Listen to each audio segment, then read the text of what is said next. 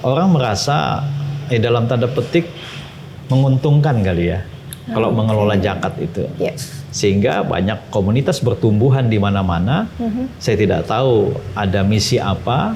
Kalau secara finansial memang ada hak 10-20% bisa diambil bagi dari pengelola, situ, bisa begitu diambil. Ya?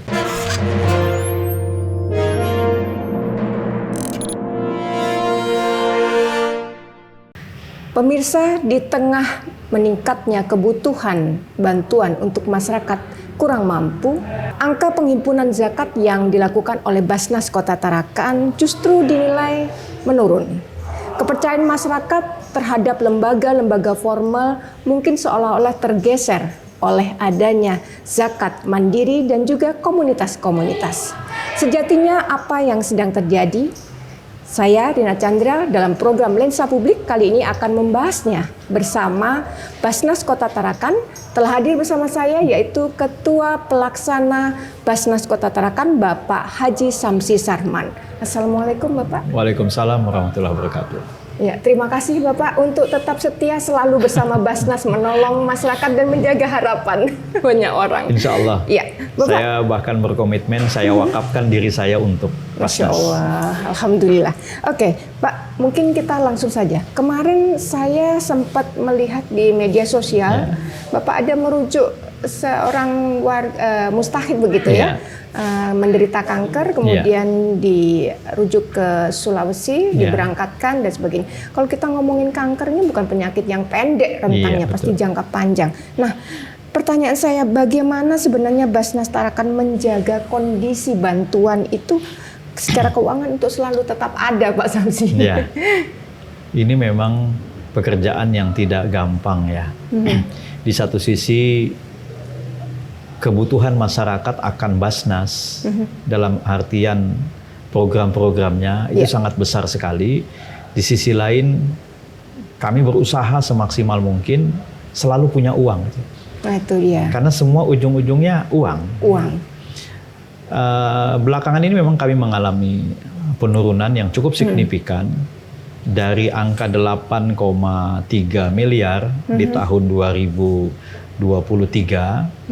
Kemudian tahun kemarin 2024 itu harus turun di angka tidak sampai 8 miliar. 7,7 kalau tidak salah Pak ya. Dan tahun ini mungkin juga masih stagnan gitu ya. Tetapi bukan berarti orang sudah tidak percaya kepada Basnas sebenarnya. Melainkan tumbuhnya lembaga-lembaga lain seperti LAS, ya, lembaga amil zakat yang juga resmi, bahkan ditambah lembaga-lembaga lain yang kita juga tidak tahu legalitasnya. Nah ini menyebabkan konsentrasi orang berzakat itu terpecah. Nah, tidak hanya ke Basnas gitu. Ya. Ada apa dengan kepercayaan masyarakat nih Pak? Kenapa mereka masyarakat di luar cenderung memilih lembaga-lembaga yang sebenarnya sudah ada lembaga formal seperti Basnas ini, harus memilih, mohon maaf, seperti komunitas, kemudian zakat secara mandiri, bahkan masjid-masjid katanya saya dengar juga mulai sebagian mandiri begitu ya. Mandiri. Yang pertama mindsetnya. Orang merasa dalam tanda petik menguntungkan kali ya kalau mengelola zakat itu. Sehingga banyak komunitas bertumbuhan di mana-mana. Saya tidak tahu ada misi apa. Kalau secara finansial memang ada hak 10-20% bisa diambil bagi dari pengelola, situ, bisa diambil. Mungkin ini menjadi daya tarik. Yang kedua memang ada juga semacam tren masyarakat itu senang yang apa ya, penyaluran langsung, yang di situ bisa selfie-selfian, pencitraan begitu Pak. Baik. Sehingga kalau Basnas kan jarang sekali melakukan hal-hal seperti itu, walaupun bisa sebenarnya. Hanya masyarakat mungkin belum paham. Kami biasa dengan CSR misalnya, dengan perusahaan, ketika dia ingin menyalurkan, kemudian objeknya pun dia sudah tentukan, apa yang seperti apa gitu kan, entah itu untuk anak-anak, entah untuk lansia, kami sebenarnya melayani itu. Bahkan dia memasang logo, memasang banner, itu pun kami akomodir. Cuma mungkin belum paham sampai ke sana. Dikira kalau sudah masuk ke Basnas, lalu bendera Basnas lah yang dikibarkan, padahal tidak. Tidak demikian. Ya, kami membuka kesempatan bermitra dengan siapapun, swasta atau instansi, dengan menggunakan logo-logo perusahaan. Karena kami juga paham, itu kan juga bagian dari publikasi mereka. Kerja mereka Kerja juga. mereka. Kami tidak akan menghilangkan itu. Ini mungkin yang masih belum diketahui. Sehingga mereka memilih, ya maaf, lembaga-lembaga yang instan, yang langsung di tempat, langsung dipopularitaskan seperti itu. Oke. Ya. Kalau boleh tahu, apakah Bapak ada data nih, berapa sih sebenarnya jumlah lembaga yang formal, yang resmi begitu, yang boleh menghimpun zakat? Kalau di Tarakan ini yang sudah resmi hanya 7. Hanya 7? 7 ya. Oke. Yang saya sebut, saya hafal misalnya BMH, Lajis NU, Lajis Muhammadiyah, kemudian Wahdah Islamiyah, Rumah Zakat, Rumah Yatim, ya, Rumah Yatim, Izi, ya, 7 sudah ya? 5 sudah. 5. Basnas itu sendiri, kemudian satu apa tadi ya? Dia 7 dia, saya nggak hafal semua. Artinya ya. Formal itu ada izinnya. Nah, selebihnya itu tidak ada. Enggak. Baik. Bahkan kalau kita ikut regulasi pemerintah ya, semua bantuan-bantuan yang sifatnya sosial, mengambil dana dari masyarakat itu izinnya harus dinas sosial. Seperti yang di lampu-lampu merah, ya, yang membawa kotak atau door to door itu harus menggunakan izin dinas sosial. Nanti di dalam izin dinas sosial itu akan diminta semacam persyaratan siapa penanggung jawab dan kemana dananya disalurkan. Biasanya dinas sosial itu akan menunjuk Basnas sebagai penyalurnya. Jadi silahkan cari di mana saja, tapi penyalurannya harus lewat Basnas. Iya, karena itu bentuk pertanggungjawaban dana masyarakat. Ya. Dan ini mungkin wajib dicermati oleh masyarakat di luar bahwa sebenarnya tidak banyak lembaga-lembaga formal yang resmi gitu ya, dalam tanda petik untuk menghimpun dan mengelola zakat itu sendiri. Bapak, kita bergeser ke soal masjid nih. Nah, berapa masjid sih Pak sebenarnya kalau ada di Tarakan ini jumlahnya kisaran? Kalau data Kementerian Agama itu sekitar 200-an masjid. 200-an yang ada di Kota Tarakan.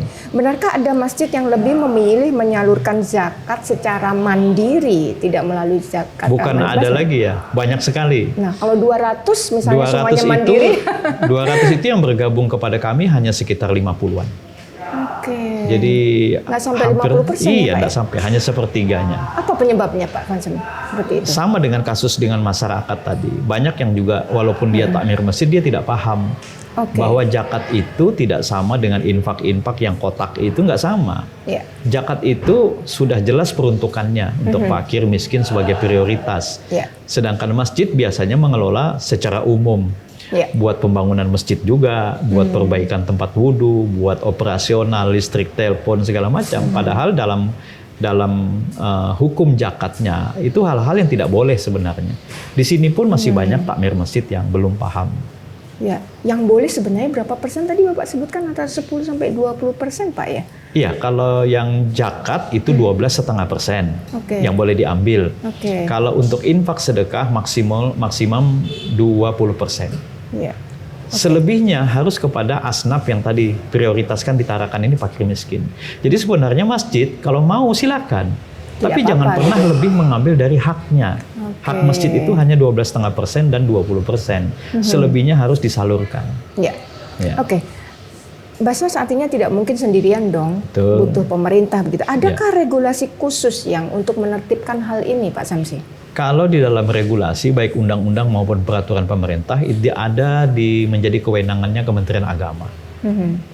Ya, ada di kewenangan Menteri Agama. Sudah jelas diatur gitu ya? Karena yang memonitor, termasuk kami ya di Basnas ini, yang mengawasi secara syariah itu Kementerian Agama. Nah, kebanyakan pelanggaran itu ada di syariahnya. Misalnya tadi itu, masjid atau komunitas yang menggunakan dana zakat, dana infak tidak pada tempatnya, itu kan tidak syariah. Tidak syariah. Kalau undang-undang itu hanya mengatur penyalahgunaan. Misalnya di Undang-Undang 23 itu menyebutkan apabila ada lembaga zakat seperti kami menggunakan dana zakat untuk kepentingan pribadi, untuk kepentingan yang bukan peruntukannya, itu ada undang-undang pidananya. 5 tahun penjara, denda sekurang-kurangnya 50 juta. Oke. pada aspek itunya. Itu kan agak sulit. Apa ada misalnya masyarakat yang mau melaporkan? Kan kecil sekali. Tetapi pada pelanggaran syariah itu yang paling banyak. Tadi itu ketidakpahaman, ketidaktahuan, bahkan yang paham pun, yang tahu pun mungkin dengan Pura-pura nggak pura-pura paham tidak tahu. gitu ya, Justru karena- itu, makanya ranahnya ada di Kementerian Agama. Ya, Ya. jadi mungkin dari situlah banyak kebocoran dalam tanda Betul, petik ya. yang mestinya tadinya harusnya tersalurkan melalui jalan yang benar, Ya. dan mungkin masyarakat sebenarnya nggak tahu, Pak. Masyarakat Ustadz, gitu. ini kan apalagi Tarakan Ya. ya. Tarakan ini saya merasakan tingkat kepeduliannya berimpak itu luar biasa. Oke. Bayangkan itu yang dalam pengamatan kami ya, yang mencari dana di lampu merah itu biasanya menyetor ke kami itu mencapai 70 50 juta. Berarti kan bukan sedikit. Yang uang-uang receh itu, Pak, ya? Uang 2000 itu sekali setor ke Basnas bisa minimal saya lihat 40 juta. Berarti sangat prospek sekali, Pak, ya? Jadi masyarakat Tarakan ini sangat sosial dan kadang-kadang inilah yang dimanfaatkan oleh kelompok-kelompok tertentu gitu ya, oknum-oknum masyarakat yang mengambil kesempatan di situ. Oke. Bayangkan kita diposting aja misalnya di konten-konten itu, Iya. udah banyak sekali dana masuk. rekening langsung Kasih di nomor situ, rekening. gitu ya. Padahal kadang-kadang nomor rekeningnya pribadi. Oke. Bisa nggak kita pertanggungjawabkan kalau uang itu benar-benar disampaikan kepada korban yang diposting itu? Kan belum tentu. Di Tarakan sudah ada penindakan terhadap hal-hal semacam itu, Pak? Iya, dinas sosial. Kalau Sudah? untuk itu dinas sosial, Oke. bukan Kementerian Agama. Nah, dinas sosial itu kan saya bilang tadi, semua pengumpulan dana masyarakat itu harus dapat izin dinas sosial. Untuk konteks pelanggarannya, apakah sudah sampai memang ada penindakan Saya belum khusus? pernah lihat ada Oke. penindakan seperti itu.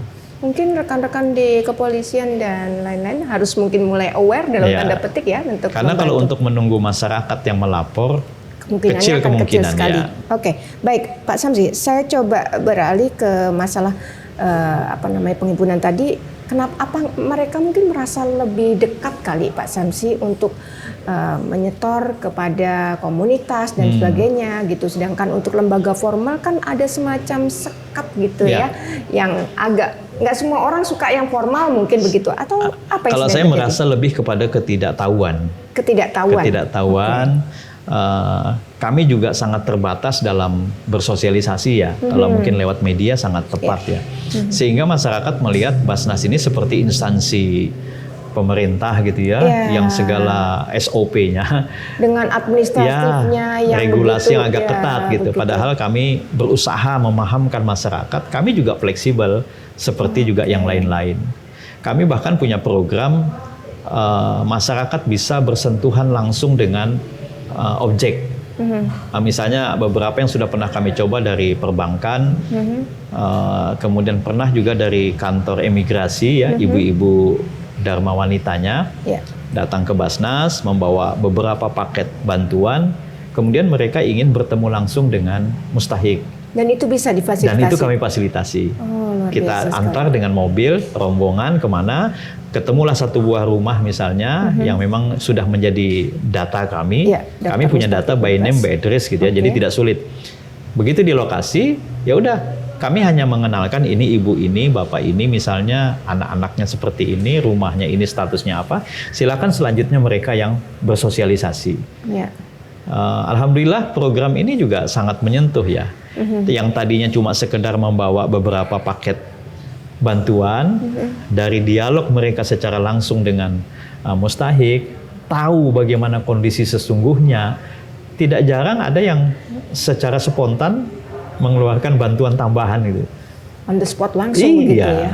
Oke. Itulah yang kami sampaikan juga. Jadi kami mencoba fleksibel ya, tergantung pesanan lah. Iya, gitu. iya. Mau yang langsung silahkan. Ada juga yang Pak kami pokoknya taunya serahkan ke Basnas, udah Bapak yang atur, kami percaya. Ada juga yang Oke, begitu. ada seperti itu. Iya, kami siap melayani seperti itu. Untuk menerima bantuan dari donatur tadi, administrasi boleh dikatakan Bapak garansi simple. Iya. Bagaimana halnya dengan administrasi untuk warga yang merasa membutuhkan bantuan, Pak? Iya. Misalnya ada yang sakit atau ada Iya. yang memang benar-benar butuh dibantu. Iya. Persyaratan administrasinya berbelit nggak sih, Pak? Iya, jadi untuk yang pertama, kenapa kami pengumpulan itu membutuhkan administrasi yang sedikit ketat ya? Ya. Karena kan kami diaudit ya. Oke, itulah yang membedakan ya. Jadi Basnas ini maaf tidak sama dengan komunitas-komunitas yang mengumpulkan uang terus digunakan setelah itu selesai. Kami kan tidak. Kami harus dipertanggungjawabkan. Bahkan kami ada 3 audit ya. Audit syariah itu dari Kementerian Agama. Apakah dana yang kami kelola sudah sesuai dengan ajaran agama atau tidak? Kemudian audit keuangan, ya kami boleh diawasi inspektorat, boleh diawasi BPK, bahkan ya tidak mustahil ombudsman pun ikut mengawasi masuk, gitu ya. karena kami pelayanan publik. Dan yang ketiga kami juga sudah diaudit KAP, ya dengan opini ya alhamdulillah wajar tanpa pengecualian. Nah, untuk menjaga penilaiannya sebenarnya bagus ya Pak ya. Untuk menjaga itulah kami harus tertib administrasi. Tapi sekali lagi tidak juga sampai mempersulit masyarakat gitu. Lebih-lebih dalam penyaluran. Regulasi yang sesungguhnya penyaluran seperti peraturan Menteri Keuangan ya, bahwa semua harus melalui rekening. Tidak ada boleh lagi transaksi langsung tunai. Tapi kami paham tidak mungkin kami lakukan itu.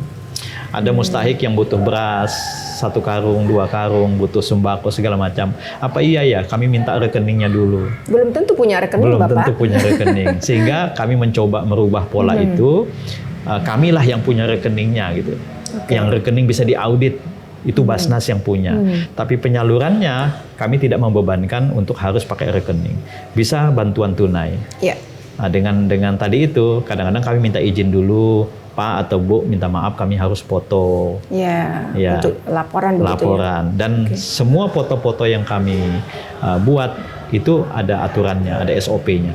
Tidak semuanya bisa diekspos. Maaf beda-beda dengan komunitas ya, nyerahkan bantuan selfie sedikit, ada tapi fotonya eksposnya luar biasa. Kalau kami harus izin dulu. Baik Pak, kalau ada netizen yang bertanya agak nyelentik sedikit. Kenapa sih harus lewat Basnas? Ngasih aja ya. Betul. Kita hamba Allah lah langsung begitu ya. Kenapa harus menggok dulu ke Basnas? Kalau masyarakat itu punya tingkat kepercayaan yang tinggi ya, tingkat kepasrahan yang tinggi, pokoknya saya yakin yang saya bantu itu sampai. Ya monggo aja kemana saja boleh. Tapi pertanyaannya, yakinkah kita semua bantuan-bantuan kita tepat sasaran? Nah, saya menjaminkan kalau untuk di Basnas tadi itu selain kami diaudit, kami punya SOP, kami dilindungi dengan undang-undang, sehingga ya kenapa harus ke Basnas? Jawabannya adalah karena inilah lembaga yang dibentuk oleh pemerintah, dipertanggungjawabkan. Bahkan kami akan diancam pidana jika menyalahgunakan dana itu. Saya kira yang dibutuhkan masyarakat kan itu. Safety begitu ya. Apa yang mereka salurkan mereka ingin sekali sampai kepada sasaran. Nah pertanyaannya, apa bisa sampai kalau tidak tertib administrasi, kalau tidak diawasi, tidak diaudit? Nah seperti itu yang kenapa kami meyakinkan, kenapa harus ke Basnas? Itu sebagai jawaban masyarakat sebetulnya. Kalau Bapak Ibu mau bantuannya, sumbangannya, zakatnya, infaknya tepat sasaran dan tepat juga penggunaannya, ya saya jaminkan ke Basnas. Tepat sasaran berarti Bapak juga punya target begitu harusnya ya. Tadi Bapak singgung di tahun lalu 7,7 tahun lalu 8,3 kemudian turun menjadi 7,7 di 2024. Untuk target tahun ini sendiri berapa Pak? Kami itu secara nasional 10 miliar. Secara nasional. Makanya jauh lebih besar daripada pencapaian yang dicapai tahun ini. Kami kan bisa saja membuat kamuflase. Kami tahu ya kalau zakat kami itu hanya kayak kemarin 7,7. Bisa aja saya bikin target 8 miliar. Kan nggak susah cari 300 juta. Tapi itu kan bohong-bohongannya. Target 10 miliar itu realistis. Sebab perhitungan potensi zakat di Tarakan ini 20 miliar. Potensi. Artinya kita hitung dari jumlah umat Islam, jumlah pendapatan yang misalnya 10 juta ke atas itu kita hitung, maka diketemukanlah angka potensi zakat di Kota Tarakan mencapai 20 miliar. Kami dipasang 10 miliar. Lalu 10 miliarnya siapa? Ya tadi itu. Ada Hidayatullah, ada NU, ada Muhammadiyah, itu lain-lainnya 10 juta. Kami sendiri 10 juta. Nah itulah yang membuat kami harus kerja keras gitu ya untuk mendapatkan itu. Oke, baik. Bapak, untuk mencapai target pasti ada dong yang namanya program unggulan, bestsellernya dari Basnas dan sebagainya. Yang dilakukan Bapak apa aja nih? Program-program yang mungkin masyarakat di luar banyak yang belum tahu gitu, taunya cuma setahun sekali datang ke sini bayar zakat gitu. Padahal banyak program lain. Apa Pak? Kami memang fokus kepada 2 komunitas, fakir miskin dan anak yatim.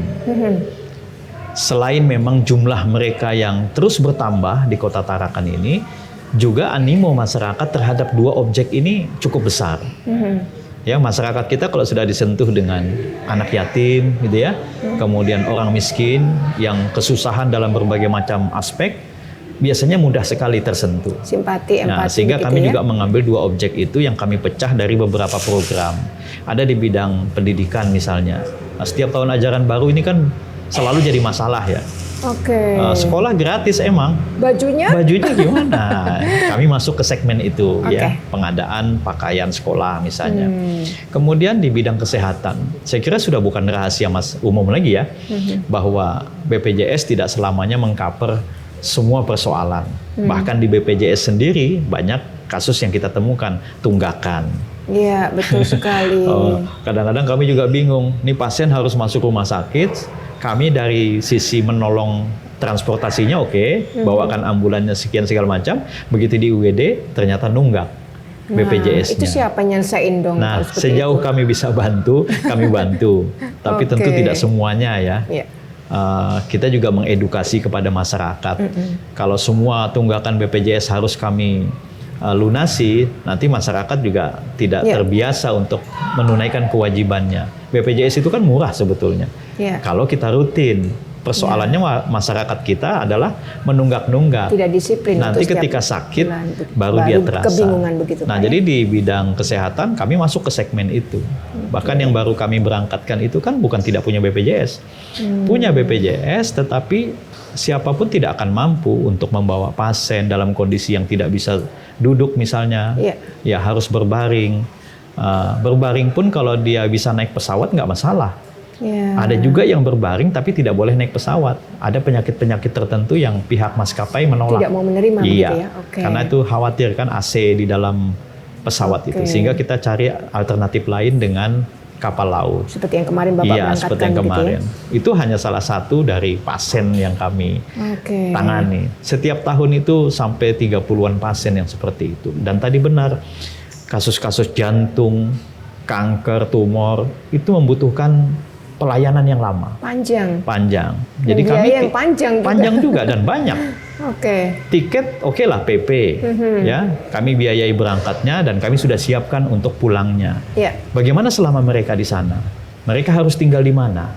Tidak semuanya pasien itu begitu sampai di Jakarta terus rawat inap, nggak semuanya. Ada yang mesti hasil pemeriksaan dokter ini harus keluar dulu. Karena operasinya misalnya 2 minggu lagi. Nah, dalam 14 hari mereka harus mencari tempat yang ya lumayan lah, tidak terlalu mahal tapi juga layak. Gitu ya? Nah, itu kami biayain. Uang kos-kosan hariannya ditambah uang makan hariannya. Ada yang sampai 1 bulan, 2 bulan, 3 bulan, apa boleh buat. Bisa kembali sehat, alhamdulillah. Bisa juga kembali, ya innalillah, bisa juga. Yang penting Basnas hadir. Basnas sudah berbuat. Ya. Bapak, bicara soal bantuan yang tepat, bisa nggak sih ceritakan ke kami satu contoh saja kisah yang benar-benar membuktikan peran dari Basnas yang menolong untuk mungkin di tahun kemarin yang luar biasa begitu, supaya masyarakat di rumah mencatat itu sebagai pada sejarah. Saat kita recording ini atau pada saat kita live ini saya nggak tahu. Di saat yang bersamaan di lantai 2 kantor kita ini sedang dilaksanakan rapat koordinasi antara Basnas dengan Dinas Sosial, Dinas Kesehatan, PPA dari Polres Tarakan dan beberapa pihak lagi, Dinas Perlindungan Perempuan dan Anak ya. Menangani satu kasus sebuah keluarga yang ibunya dan bapaknya ada masalah keluarga gitu ya, sehingga ibunya meninggalkan keluarga itu, si bapak dengan anak-anak. Dan ada anak gadis 2 di situ yang diindikasikan mengalami pelecehan seksual oleh bapak kandungnya sendiri, wallahu alam masih diselidiki, atau bahkan oleh kakak yang tertua laki-laki. Terus kenapa ke Basnas larinya? Nah. Bukannya urusan polisi nih, bukannya urusannya PPA, pelindungan anak, tidak. Karena ujung-ujungnya penanganan ini membutuhkan biaya yang tidak sedikit. Contoh, harus ada tempat aman bagi dua anak gadis ini. Tidak mungkin kita tinggalkan di rumah itu, bertemu lagi setiap hari dengan si bapaknya yang kita indikasikan melakukan pelecehan seksual. Harus cari tempat lain. Tempat lain ini juga tidak bisa sewa-sewa di mana-mana, tidak gampang. Ada perlindungan kepolisiannya. Maka kami kebetulan punya panti ya yang representasi yang cukuplah untuk pengamanan dan perlindungan. Itulah kenapa ke Basnas. Yang kedua, rumah tangga ini kan kadang-kadang ada yang harus dipulangkan misalnya. Ini kenapa tidak dibawa ke ibunya saja biar lebih aman? Nah, ternyata ibunya maaf di Sulawesi. Bagaimana bawa dua anak ini ke Sulawesi? Biaya lagi, lebih besar lagi. Biasanya polisi nggak punya anggaran. Dinsos juga tidak punya biaya. Basnas lagi. Nah, ini salah satu contoh yang hari ini kita sedang tangani. Boleh dibilang Basnas one stop shopping sebenarnya Pak. Pak Wali Kota sempat menggelari dinas sosialnya Pemkot Tarakan. Karena begitu banyak dan makronya yang harus diurusin begitu. Yang masih kami dalam proses sejak mungkin ada setahun yang lalu, masih dalam proses sampai hari ini adalah satu keluarga di Karanganyar itu ditinggal mati oleh ibunya. Masih ada bayi 2 tahun lebih ya, 2 tahun lebih, hampir 3 tahun tapi stunting. Kemudian kurang gizi sehingga tubuhnya sangat kecil gitu ya. Ibunya sudah meninggal, kemudian si bapak kasus narkoba. Sehingga harus ya dilapas gitu ya. Anak ini 7 orang. Ya, syukurnya dia masih punya rumah peninggalan orang tua, ya mereka bisa berkumpul semua di situ. Dari yang paling tua sudah bekerja memang sampai yang paling kecil yang 3 tahun tadi. Di antara 7 itu, walaupun tetap kita rahasiakan namanya, salah satunya positif HIV. Yang lainnya semua putus sekolah. Nah, ini sekarang ke-7 anak ini 5 ada di tempat kami. 5 dalam penanganan Basnas. Yang putus sekolah di kelas berapa sudah kami masukkan sekolah semua. Tidak ada yang tidak sekolah. Yang tadi stunting, punya kelainan jantung, bawaan, sekarang posisi ada di Rumah Sakit Harapan Kita. Sudah jalan 6 bulan dalam penanganan Basnas. Kakaknya yang perempuan yang paling tua kita ikutkan ke sana. Di sana kita inapkan anak yang tadi harus kontrol setiap saat. Nah, itu kira-kira Bapak Ibu semua tidakkah membutuhkan biaya yang besar? Biasa, besar sekali. Sehingga bagaimana kami menuntut masyarakat harus ke Basnas, zakat ke Basnas, infak ke Basnas, sedekah ke Basnas. Apa yang Basnas lakukan?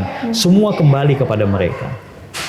Karena masalah dalam setiap hari selalu ada. Rata-rata sampai berapa sih Pak sehari masalah yang datang ke Basnas? Memang itu? tidak tentu satu hari itu ya, tetapi dalam setiap bulan itu pasti ada. Kalau 1 bulan 2 kasus saja, 1 tahun sudah 24 kasus. Ada yang langsung selesai, ada yang harus berproses, ya, ada yang harus melibatkan banyak pihak, ada yang harus ditangani Basnas sendiri saja, macam-macam. Ada yang harus dipelihara sekian tahun. Ada yang harus dipelihara. Ya, kami bersyukur kami dibantu Pemkot ya dari aspek penampungan. Ada panti yang cukup bagus dengan 16 kamar. Diserahkan kepada Basnas, ya kami manfaatkan itu. Untuk shelter house gitu. Shelter house, dan di dalamnya berbagai macam kasus. Mulai dari lansia yang tidak punya keluarga. Mungkin masih sehat bisa ngurus diri sendiri. Ada lansia yang tidak punya keluarga dan tidak bisa mengurus diri sendiri. Nah, itu butuh tenaga lagi. Harus ada tenaga tambahan yang memang kita bayar karena 24 jam mesti dalam pengawasan. Nah, tadi anak-anak itu ya, kemudian ya ada bahkan ODGJ. Agak rumit juga ngurusnya kalau ODGJ kan.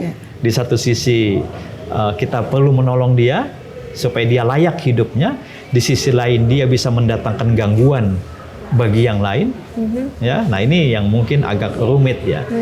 Tapi percayalah, kami berusaha melayani sebaik-baiknya. Oke. Ya.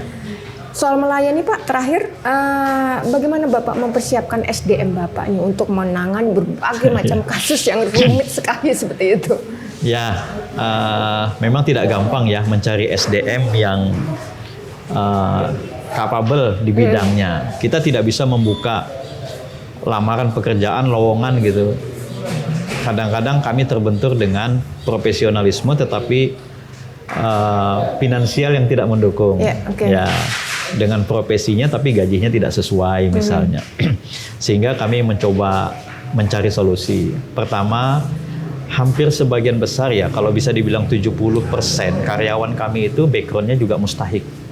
Oh, jadi misalnya, rasa itu juga ya, kembali lagi rasa ya? itu dia alami. Jadi misalnya gini, pada saat kami survei, bapak ibunya miskin atau janda katakanlah miskin, tapi punya anak yang punya kemampuan, punya potensi ya, gitu. Sudah sarjana misalnya atau sarjananya terputus, kami ambil, kami lanjutkan kuliahnya, tapi dengan perjanjian ya nanti mengabdi di sini. Itu hampir 70% karyawan kami dari situ. Ya, sehingga ada semacam ikatan moral ya. Saya dulu dari situ gitu kan. Saya dari orang yang dibantu, saya punya kewajiban membantu yang lain. Seperti itu. Pak Samsi, terakhir ada yang ingin disampaikan untuk masyarakat Tarakan? Silakan. Ya, saya berharap Bapak Ibu tahu Basnas, kenal Basnas, yang setiap hari kebutuhan akan kehadiran kami sangat besar. Kami jujur kewalahan ya, ada yang menelpon, ada yang minta ini, minta itu. Seandainya kami punya banyak uang, kami bantu semua. Kami bantu semua. Tidak pernah ada yang misalnya, oh Pak saya verifikasi dulu, maaf Pak kami seleksi dulu, maaf Pak kami belum bisa, insya Allah kami pengennya semua kami bantu. Tapi kemampuan kami juga terbatas. Nah untuk tidak terbatas kemampuan kami mohon sama-sama bantu kami juga, zakatnya, infaknya, sedekahnya. Melalui Basnas. Ya. Super sekali Pak Samsi, semoga Allah membalas kebaikan Pak Samsi dan teman-teman semuanya dan dimudahkan dalam membantu dan menjaga harapan orang banyak di Kota Tarakan ini. Ya Pak Samsi, mudah-mudahan kita bertemu di lain kesempatan. Siap, kami tunggu. Ya, Baik pemirsa dimanapun Anda berada, demikian tadi perbincangan saya dengan Bapak Haji Samsi Sarman, selaku Ketua Pelaksana dari Basnas Kota Tarakan. Di tengah tantangan kepercayaan, pergeseran tren, dan menjamurnya komunitas-komunitas yang ada, Basnas berusaha untuk membangun kepercayaan itu, dan ini adalah buah dari transparansi dan juga kebermanfaatan. Zakat bukan hanya sekedar kewajiban, tetapi jalan menyelamatkan lebih banyak umat khususnya di Kota Tarakan. Saya Rina Chandra, terima kasih telah menyaksikan Lensa Publik di Ekuator TV. Salam.